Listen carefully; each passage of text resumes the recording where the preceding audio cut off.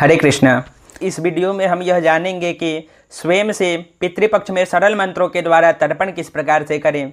तो सबसे पहले स्नान आदि नित्य कर्मों से पवित्र होकर एक आसन लगाकर उस पर पूर्वाभिमुख होकर बैठ जाएंगे।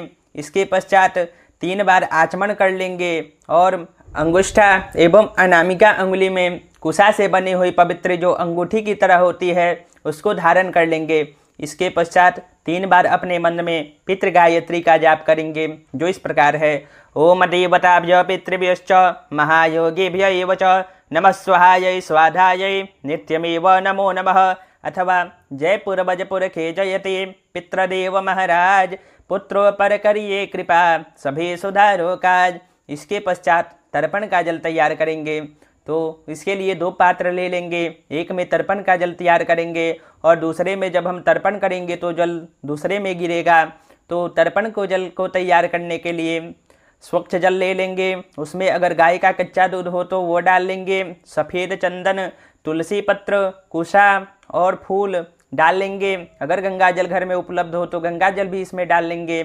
इसके पश्चात देवताओं के तर्पण के लिए अक्षत लेंगे। ऋषियों के तर्पण के लिए जौ या अक्षत लेंगे एवं यम अथवा पितरों के तर्पण के लिए तिल लेकर तर्पण करेंगे।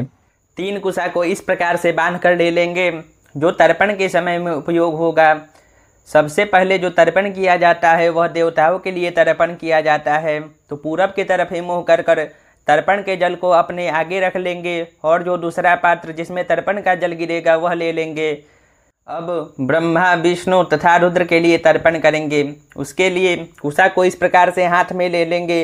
इस बार जो जल होगा वह हाथ के अग्रभाग से गिरेगा।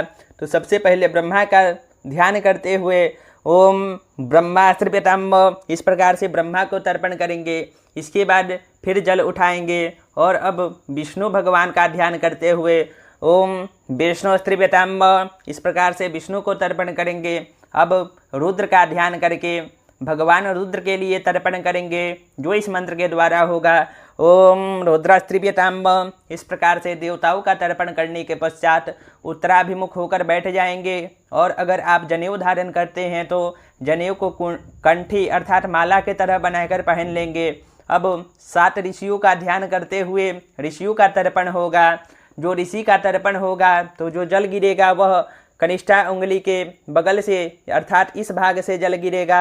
इसको ऋषि तीर्थ कहते हैं। अब 7 ऋषियों का ध्यान करते हुए प्रत्येक के लिए 2-2 बार तर्पण किया जाएगा।